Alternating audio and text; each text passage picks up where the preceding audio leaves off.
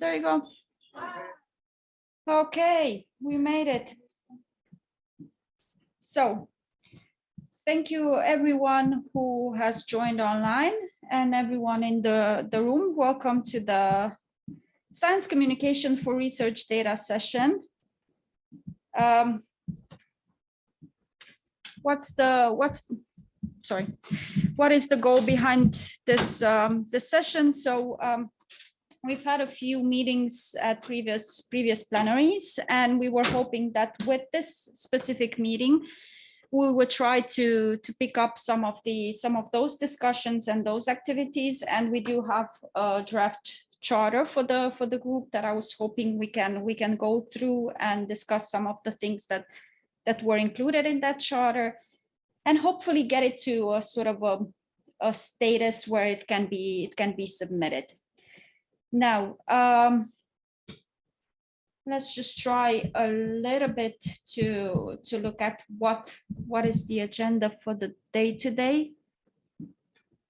So I've put in just a few points. So first of all, to discuss the charter submission, to try to maybe understand if there's a need to refocus and detail furthermore the topics that we're addressing in that charter and the foreseen outputs for the group. Then I was hoping maybe some of the connections with other interest groups and working groups that are under RDA can be maybe a little bit better formulated, because that would help us also in identifying a little bit better the outputs that we have in mind. And I wanted to bring up the topic of research data visualization and its role for science communication, because it's been a little bit of a hot subject recently, and I think that it's not sufficiently addressed in the charter that we have, and maybe that can also be one of the areas that we can further improve upon.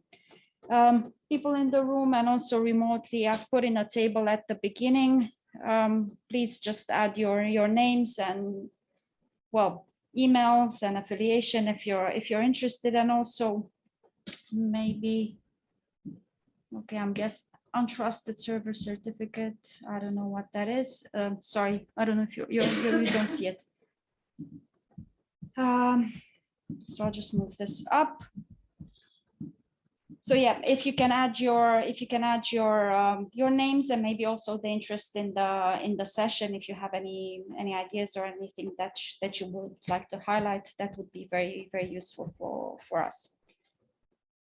Okay, everyone online as well, please note that this is a hybrid session, and as you might have already noticed, we're sort of piloting this with this plenary, so it's not easy, but we're improving on the synchronization between, well, the two alternatives, so in presence and remote participation. So if you have any questions or anything to add, please feel free to use any of the Zoom or the Whova options that are available, so chat and everything else, to let us know if you want to add anything to it. And also please speak up. There's I would like this to be as informal as possible, and also a working session. So before we were talking actually if there will be any presentations or lightning talks or anything like that. So no, I was aiming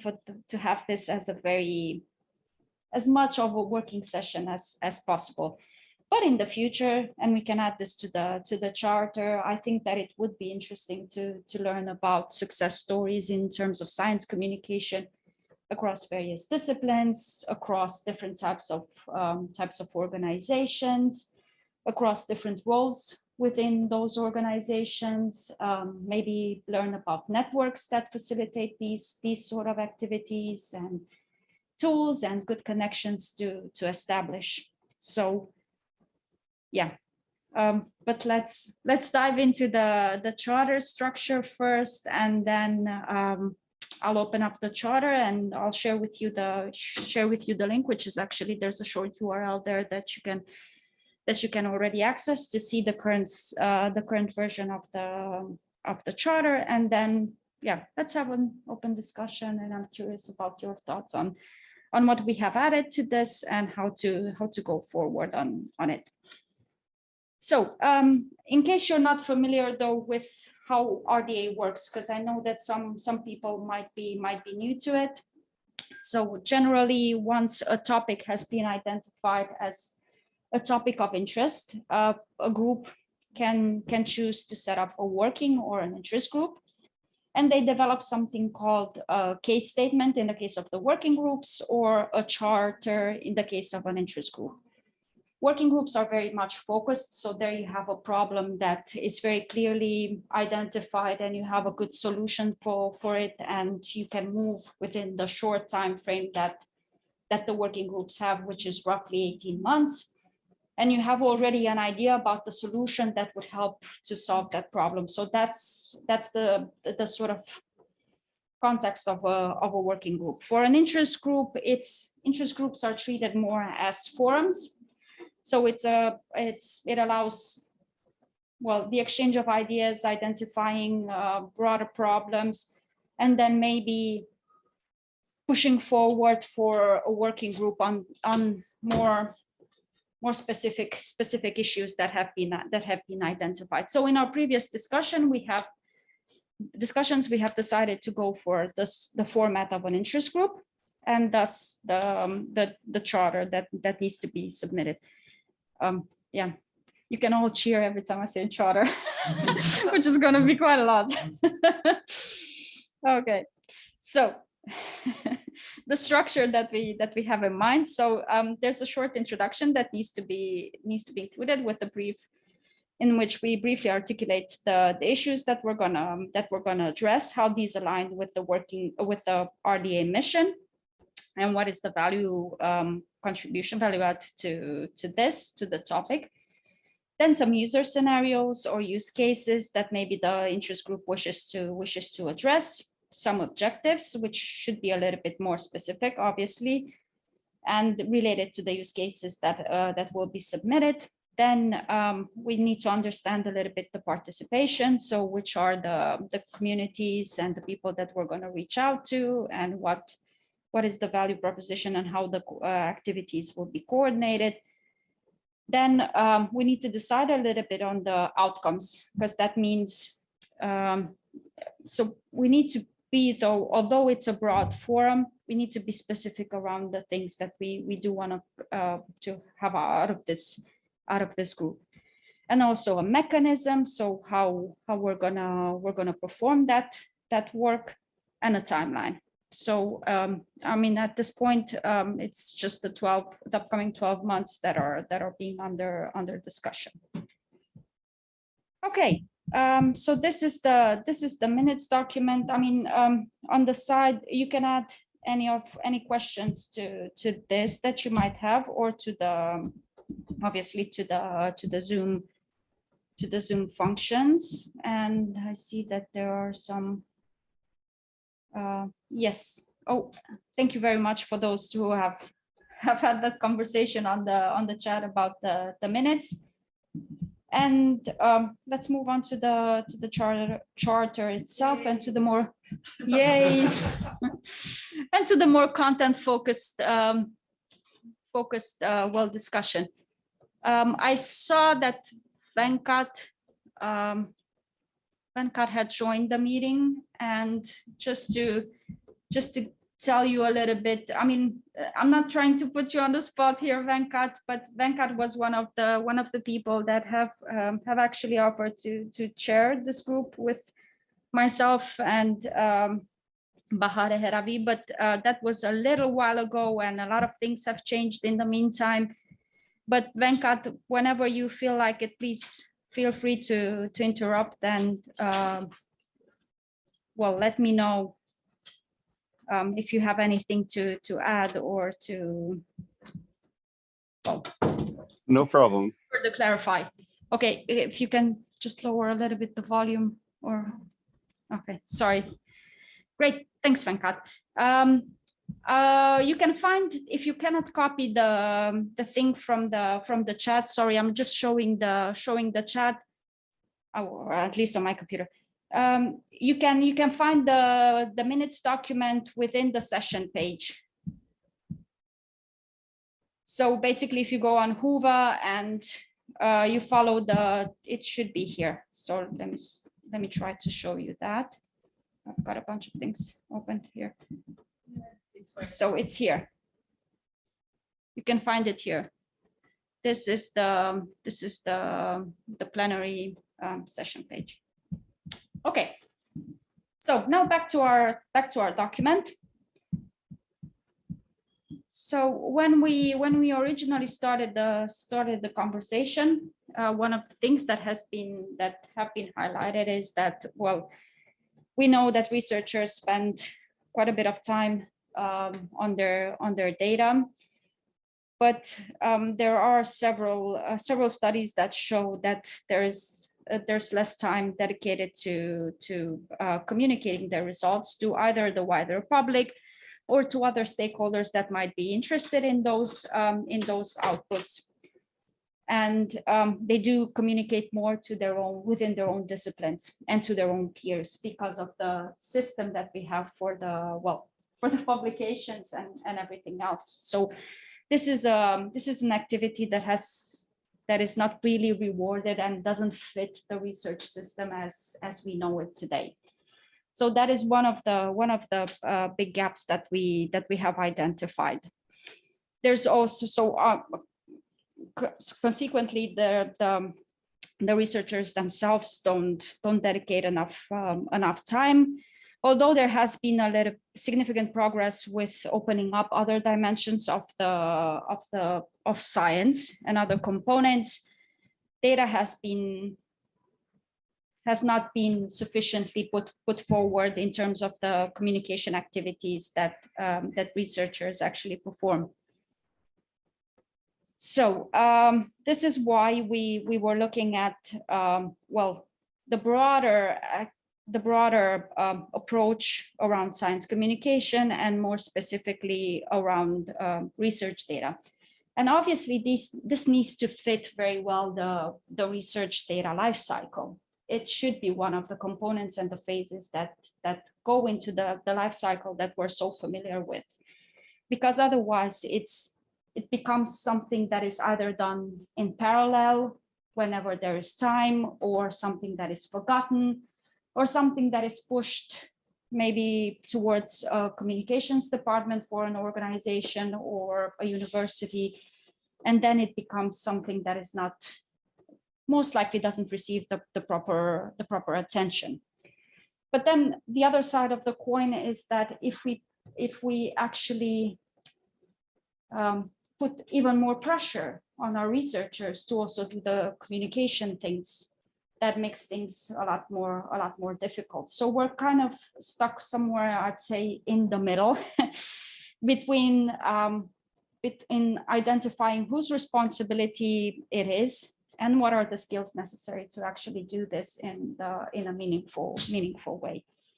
So that's just a little bit of the background in terms of the context, but there are many things that I think science communication raises in terms of skills as well, and also clear value add for the actors that are involved. So there are a lot of things to discuss on this. We've chosen RDA because of its nature, in the fact that it not only looks at the technical, but also at the social bridges that are necessary to be built in order to address certain problems. So we hope that this would be a good vehicle to address these sort of issues. Anyone online? I see that there are comments in the chat, so okay, kindly send again. So it's all about the link to the minutes. Everyone, if you do want to add anything to that, so if there are any points that you feel that maybe we would have to look into and add to the introduction in the landscape, then please feel free to speak up. So in terms of the user scenarios that are in some way requested by the charter, by the charter structure. So we've added actually one of the quotes that I find very interesting, referring to science communication, and that is that there are two dominant themes around science communication. One, that it's important, and the other trend is that it is not done well. So there is a general sort of agreement on the fact that it is something that should require more attention, but it unfortunately doesn't receive that much. But we do have the example though of data stewardship and data curation, and that of data stewards and data curators. So it took a few years to get this up into people's mindsets and help them sort of professionalize this role within various institutions. So we think that from that point of view, data stewards can be considered trailblazers for this sort of initiatives, and we are hoping that maybe there's a role for science communicators for research data in this. And it's so connected to the research data management that maybe we can take some shortcuts, and well, some work and advancements on this can be done. So it is a shared responsibility and also shared opportunity. We know that it's connected to the activities that we usually do on projects around dissemination and outreach, but it also has very important professional implications, because it helps increase citations and also enables collaborations. And we know that international collaboration, research work around that is quite important for the researchers' professional advancements, and also for the organizations. So similar drivers apply both to organizations and the funders. One path that we actually were thinking to kind of maybe structure these use cases was around connecting it to the FAIR principles, because science communication closely connects to, in this case, to the findability and accessibility of research data. Not that much maybe on the interoperability, certainly on the reuse, to as long as it's it highlights those sort of cases and supports the reuse. But we thought at the time when we drafted this part that it mostly connects to the FAIR and to the findability and accessibility. Now, this can be one of the approaches that we can consider. Maybe collect a set of use cases that focus on how science communication supports findability, because that's something that connects in people's minds, both in that of the researchers as well as in that of the support staff, of the research support staff. And it's the same also with the accessibility. And there might be also some technical implications, or some things that can be connected from a more specific research data management perspective. But yeah, again, this is just at this point a type of suggestion. What else did we? Yeah, that it does cover a broad set of activities, but we are focusing on the research data. In terms of objectives, so the sort of overarching one was raising awareness around the topic. But we would like, I think that would be a first step, in a first action that the group would take. We need to understand what the current state of practice is.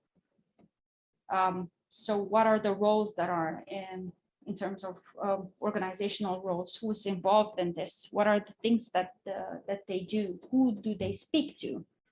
What are the priorities in terms of the research data? Because those might be very different than the general, not very different, but there might be a different sort of a different priority than that of the traditional science communication. We might find that maybe in the case of science communication for research data, data journalists might be one of the key audiences, because they function as multipliers.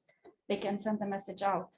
they have a clear connection with the general public, if that's who we are targeting. So there are different viewpoints and different sort of paths that can be taken, and a different way of assessing what tools need to be used, who are we targeting, what's the best way to formulate that message to get to actually reach who we want to reach, and do what we want to do with the science communication. So again, it's a question about understanding state of practice, identifying where are the gaps and what are the requirements, who are the actors and the stakeholders involved, so who does what, and what are the sort of the groups that have a stake within the matter, and what are their incentives and the drivers.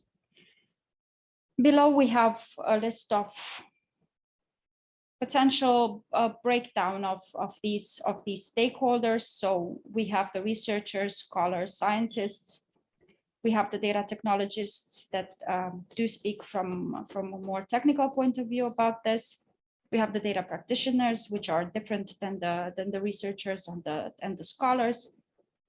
We have the research support staff, and especially the librarians that are heavily involved in research data management. We have the science journalists or science communicators. We have the policymakers that need data to be presented in a certain way to help them in their decision-making process. So that needs a little bit of work and the proper formulation. They might be interested in reports. They might be interested in good data visualization that they can pick up and which can help them in their decision-making process, which might be different than what the others are expecting, like the funders or the citizen scientists, the general public. And someone a while ago had actually pointed out that the data owners should also be considered as a particular group within this, and especially the case of the indigenous populations that have had an unfortunate relationship in terms of data sovereignty with the data that was about them. So there is a little bit of a question of ownership and sovereignty that needs to be discussed also in this case. We have identified a set of the working groups and interest groups within the RDA that can help us with this, and one of those was the RDA Summer Schools on Research Data group that works together with CoData. And one of the ideas was to include maybe the topic of science communication within their curriculum. Then there is quite a successful working group, interest group focusing on engaging researchers, and they have developed something called a cookbook, and we can potentially, the group can contribute to that cookbook. There are also other groups on education and training in handling research data, if we do want to connect it to the data life cycle and build upon that. And there's one on rewards and credits when discussing recognitions of skills and competences. And as I mentioned, the indigenous data sovereignty interest group. Then in terms of outcomes, the priorities that we have identified related to professionalizing the science communicator for research data. So this profession, as I mentioned before, maybe following the model of the data stewards. Then we should consider discussions on the incentives and the reward systems. As I said, it's an activity that doesn't receive enough recognition and is in no way connected to the incentive and the scientific reward system that we have. Then we do want to learn from each other. So a set of resources on the best practices would be quite beneficial. And this goes back to the point that you were making before, that maybe we would like to learn about some of these success stories in different contexts with different organizations. Then maybe we can learn a little bit better from each other. So a similar resource that brings together these presentations and success stories would be quite beneficial. Then a broader discussion on science communication within the research data life cycle that I've just mentioned before, mapping of the stakeholders and different audiences, and some additional resources regarding trustworthiness in science communication. That in itself is a completely different conversation, not a different conversation, but it's a very broad conversation, because we know that science, especially within the maybe the last decade, has had some trust related issues, especially in its relation with the general public. So I think that that's a conversation worthwhile having as well. And science communication certainly plays an important role in the relationship that the general audience and the general public has with science in general. So yeah, these were a few of the themes and the topics that we have identified. And then in terms of the outputs, we were thinking as like something very specific, like a toolkit of the practices, guidelines around trustworthiness, use cases, and best practices for practitioners, maybe a catalog of user scenarios or success stories. Probably everything needs to start with some sort of survey or mapping of the landscape in terms of stakeholders, motivations, incentives, roles, responsibilities. Someone had actually pointed out a while ago that we don't have a good science communication ontology or some sort of vocabulary. So then we would make sure that we all understand the same things when we say science communication, when we say stakeholders, when we say communication tools, when we say audiences, and everything that is related to that sort of vocabulary that we should be using to make sure that we understand each other. So yeah, in terms of the mechanisms, we would be obviously having we would use the virtual working area that RDA offers. We have a distribution list that you can sign up for, and I'll share the link to that. And then we would be working mostly through the plenaries and in between to make sure that the work is being delivered. For the short 12 months term, I think that we can start with identifying 3 priority topics and the related outputs that we could be generating, then outline a specific plan of work, have the calls and do the work, and be able to provide initial findings, and then a clear output that would be added to the outputs that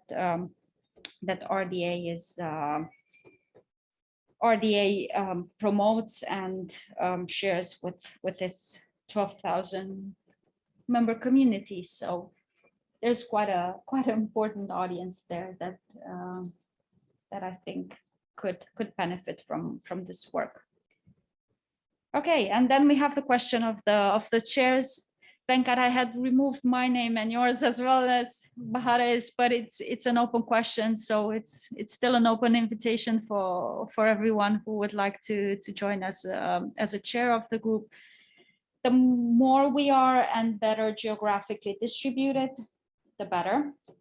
The more that means that maybe we can pick up in between ourselves in organizing the work, some of the meetings, if there are periods that for some are more busy, then someone else can pick that up. And also, like in terms of the plenaries, as much as possible, a good geographical distribution, so then we can make sure that the work is also presented in terms of like in-person participation, then that would be good.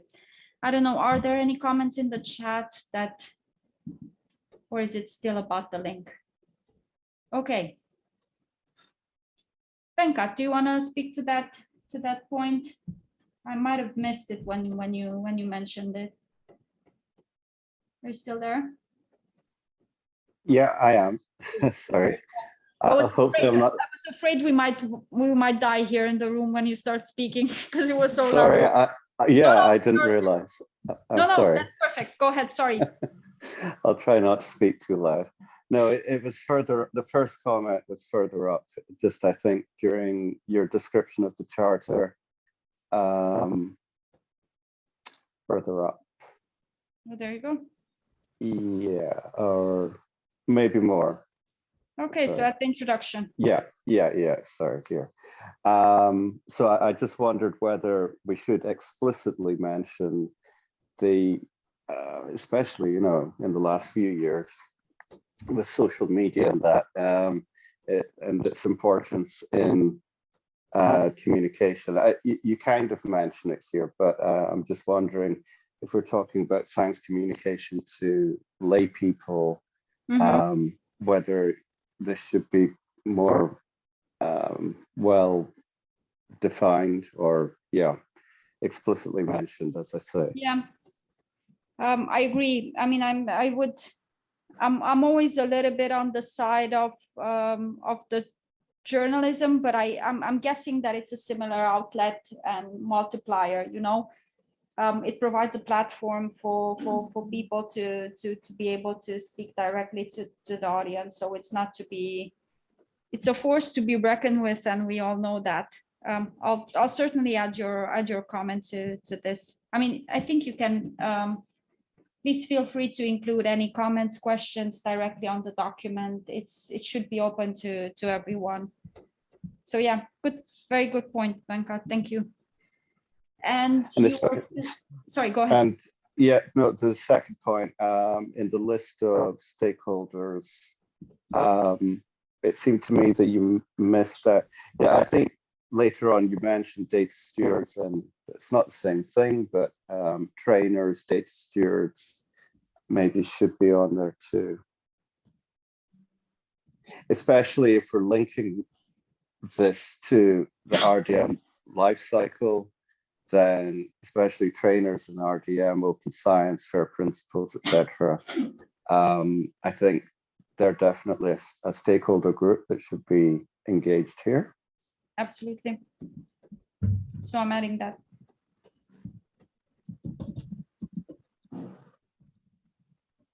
Okay. Thank you. Thank you.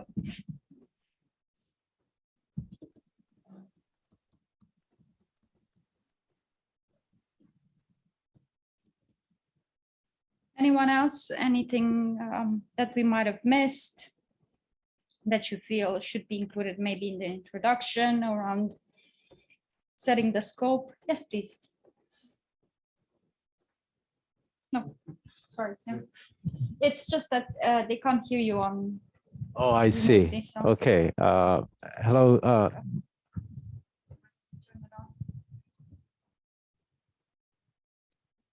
It's on. Yeah. You can hear me, right?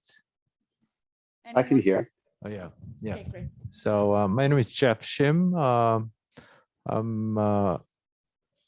I teach library information science and data science at Sungkyunkwan University here in Seoul, Korea. And I came to this session without any prior knowledge of this interest group. But so I thought that science communication, like part of one step below scholarly communication, like a subset of scholarly communication that is more targeted on, you know, something related to research data, right? So, so in that sense, we can include a lot more stakeholders to the list, including, you know, like publishers, you know, data repository operations, Yeah, and scientific societies, right? So yeah, so How that's do you call that? Learned society. learned societies. Yeah. And slash scientific societies, because not all.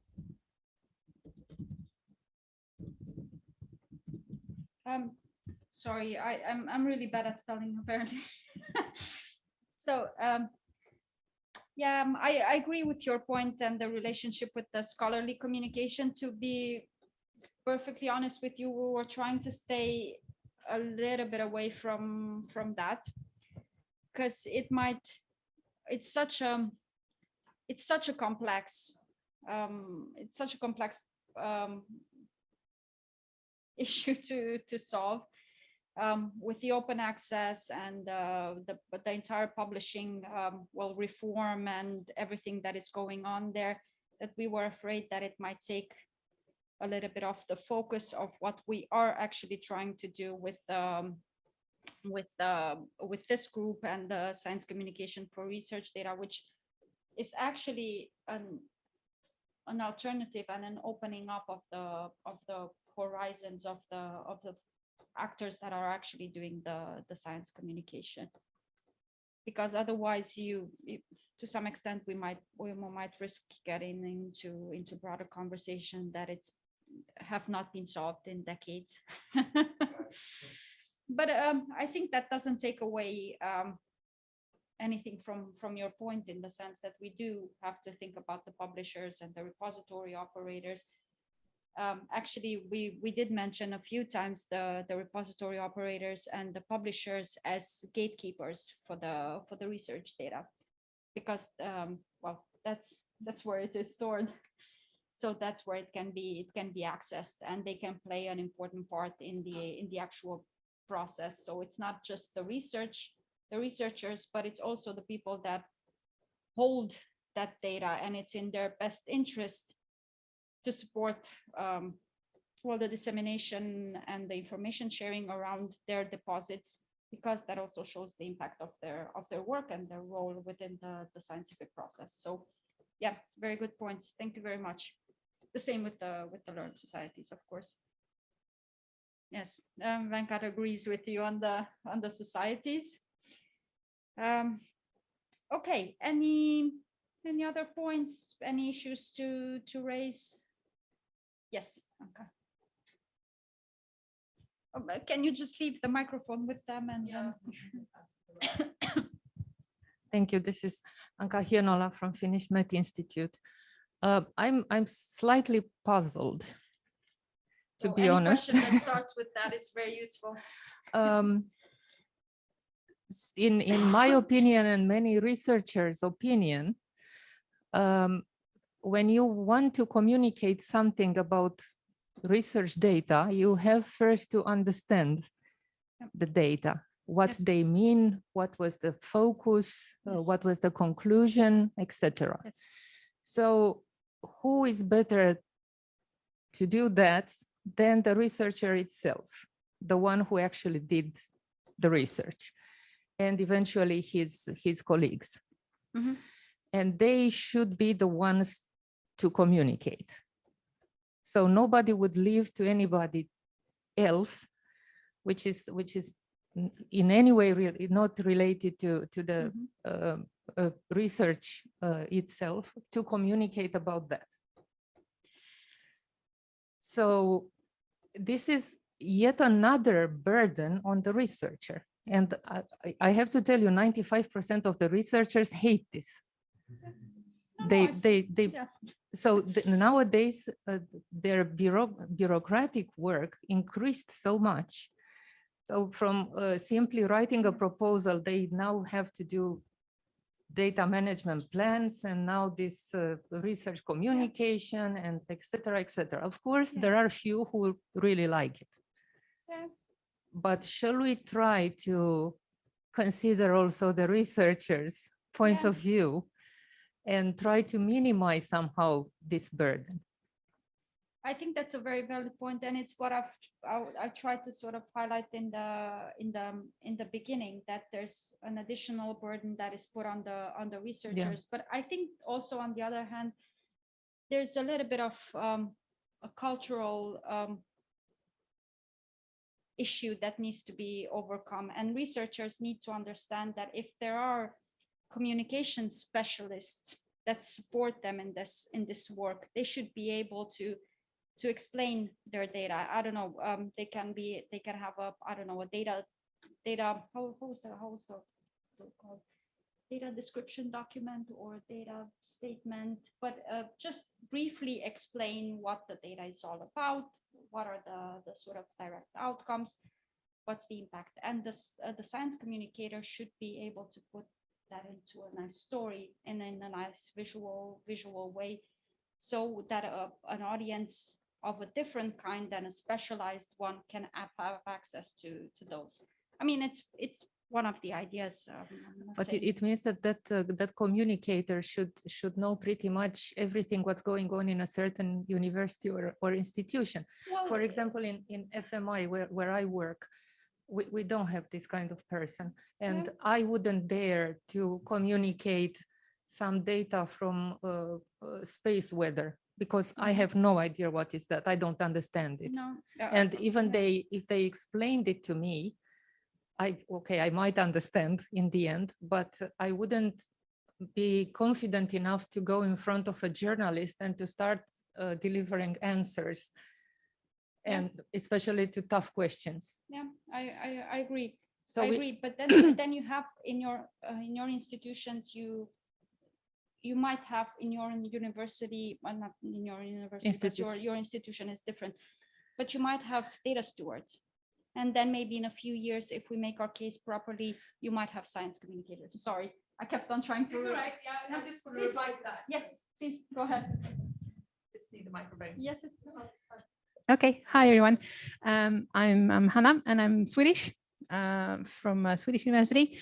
And I just have to say that I totally disagree, because where I've worked previously, we've had science communicators, and what they do is they sit down with the researcher, and together they make up the story. And that's the whole point. At least for me, it is that I've been a researcher myself. Researchers are rather crappy, to be honest, at presenting their data in a way that interests a general public. They're brilliant when it comes to making, writing down publications for Nature or Science, whatever. But to explain it to a general public, they're usually not particularly good. Yeah. So the point is that you need a science communicator, at least from my point of view, that has some experience of the research area. I have a communicator in my group at the moment. He's been working at the university for a long time. He knows the areas, and he's also trained as a communicator. So he's available whenever we need something that's more sort of aimed at the public, but he also understands the area, so he can communicate it in a good way. So, and I think that's, at least from my point of view, that's exactly the kind of people that we need, and the kind of people that we need to endorse as the same as with data steward. We need to make that into a career path. I was at that meeting yesterday. And I think it's the same with this kind of profession, that we need somebody who is good at communicating, but who also understands the research, to make research publicly available, and in the long run to also make that into sort of the merit system for the researchers themselves. Absolutely. I mean, they need to see the value in this, because otherwise you can't engage them. As you say, no, they already have a lot of things to do. I think there's another microphone. So, yeah. I think Venkat wants to say something. Oh, there's a hand. Venkat, please proceed. Sorry, I can pass the microphone. Yeah, that's no problem. Yeah, we can pass this around. Yeah. Yeah, actually, I'm not sure I can actually add that much to the previous comment. I said, I think it was articulated probably better than what I can say. Yeah, I think this is all about breaking down any given research into its fundamental building blocks that anyone should be able to understand, someone on the street. And it's an art form, and that's what this science communication is about. Unfortunately, we live in a world where we do need to communicate to people well beyond our particular research domains. I mean, we can see it with a lack of trust in a lot of scientific activities, etc. And we need to be able to communicate better. And I guess that's what this interest group is trying to get to the bottom of as well. Yeah.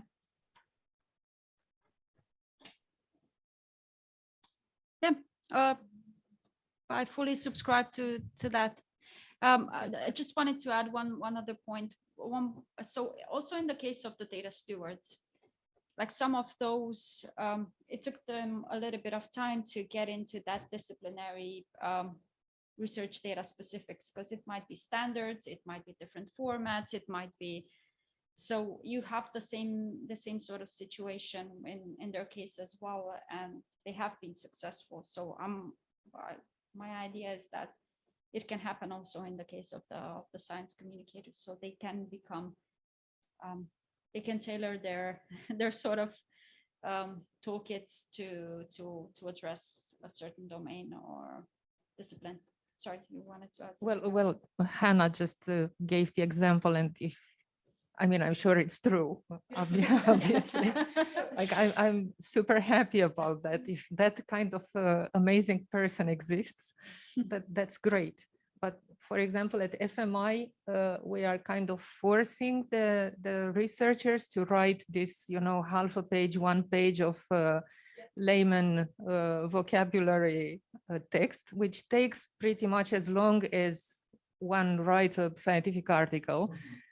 And then we send it to our communication team, and it's coming back because apparently cryosphere is not a word that everybody knows. And then you are, oh my God, how do I do that? So it takes so much time for the researchers to do this. It's, yeah. They just hate it. Yeah, but there are many things that we can optimize on, and as long as we identify those gaps and missing pieces, yeah, we can address them. Sorry, go ahead. Yeah, some researchers are just born with that kind of ability to be able to communicate with the general public, and they appear on TV, quite often. Like, people like Brian Cox, they. Okay. Yeah, but I can also see that we really cannot put this additional responsibility as something that researchers must do. But I agree that some other researchers may put on this kind of responsibilities. Okay, so if they wish to do that, so I'd like to continue our conversation about giving a little bit more focus on what you're trying to do, moving forward. So there are two opportunities there. One is, although, what we're doing, research data sharing, open science, there are not many well-defined, well-developed success stories. So even if you go to European Open Science Cloud, there are success stories, but they're not something that you can just take it away and then show it to our national funding organization. So they will not be convinced with that kind of level of sophistication. So I think it's really beneficial within our community to have some kind of structure, to have some kind of strategies collecting these kind of success stories in different areas of our community. Okay, so that's one level. And we also need to think about, just like your draft shows, how we can help other researchers or science communicators to do their job related to promoting open science and open data. So I see opportunities in two different directions.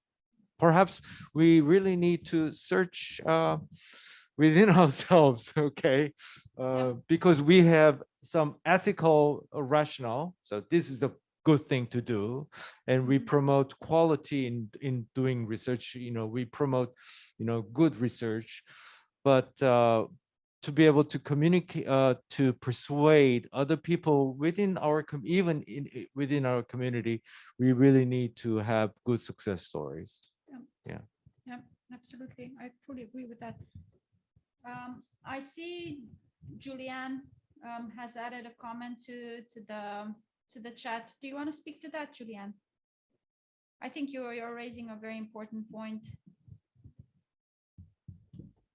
Okay, I'll just read your comment, and if in the meantime you would like to unmute and add more details, then you're welcome to do so. If not, we'll just make a note of your comment. So she says that an important issue is that science journalists still have hardly any time and space in the premium spots in their media outlets. So even if we have science communicators, the way to the general public is still a long one and impossible without changes within the media community. Yeah, but I think it's a two-way street as well. So I think, yeah, your point is on spot.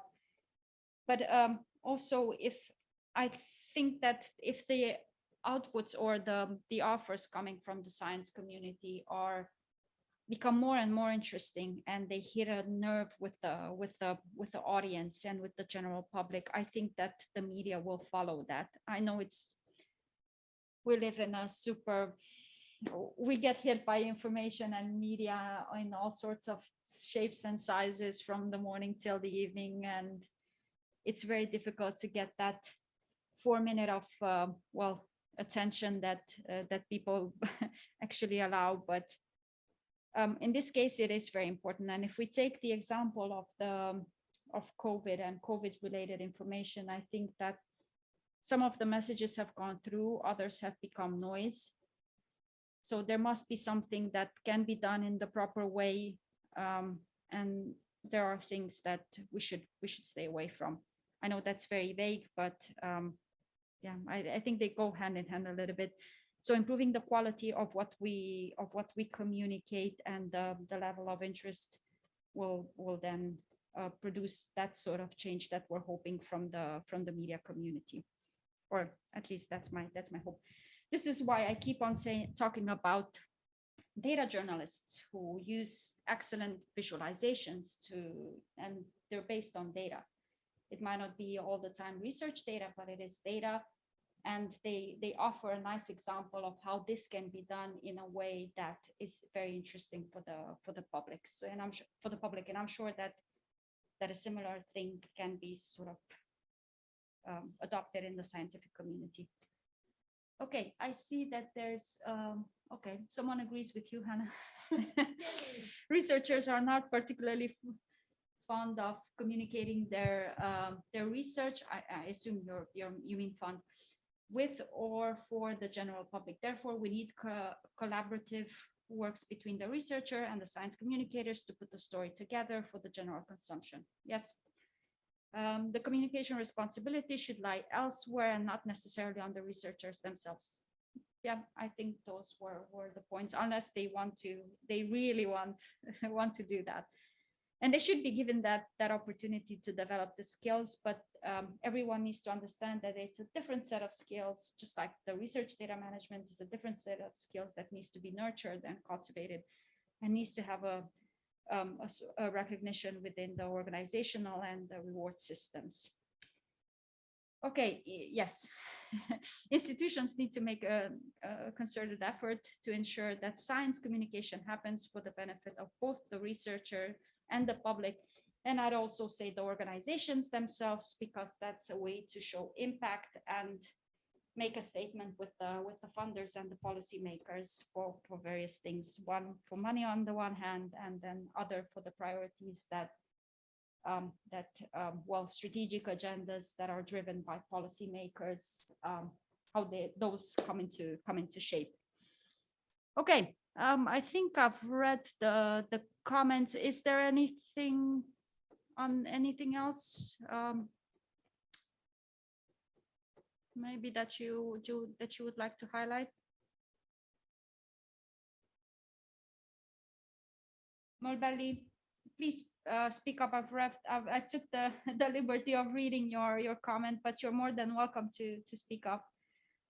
We would very much like to hear from the people that are connected remotely. Okay. I see Venkat, you chose to answer Julianne in the chat. If you want to, please speak up. I mean, these hybrid sessions are a little bit of a challenge, so I'm not trying to put anyone on the spot. Okay, thanks. I'm not sure I could say any more than what I've typed there, but I was just, in case people can't see it, so I wrote, when talking about mainstream media, and maybe that's what Julianne was perhaps alluding to. I think we need to distinguish between, you know, these high profile or high interest science stories, whatever they may be. I think you might sometimes call it sexy science or something that people immediately have some kind of interest in, and those that are maybe more, you know, boring, if you want to put it like that, but still is important. And it's those ones that maybe need to be communicated more, and to engage the lay person. And I think that's where there's an art to it. And you could argue, I suppose it's a chicken and egg here. If you communicate those more boring stories well, then maybe they will get picked up by mainstream media. Yeah, it's just a comment, really.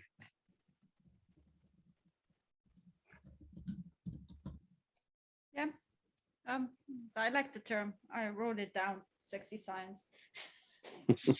Okay, thank you for that, sorry. But sounds very, yeah. And Julianne, I've added among the topics also the relationship with media, because I think, as you say, it's an important point. Okay. Oh, there you go. So we got confirmation from the room. She didn't have the microphone, but yeah, science is sexy, and there's a researcher saying that. No bias there. No. Okay. Yes. Oh, no problem, Julianne. Thank you though for the contributions to the chat. They're very valuable, and I've moved one of the points to among the topics. So feel free to use any means to get in touch with us that you can find. Okay. Any other questions or things that you might want to raise, topics that you feel maybe we haven't included and would be useful?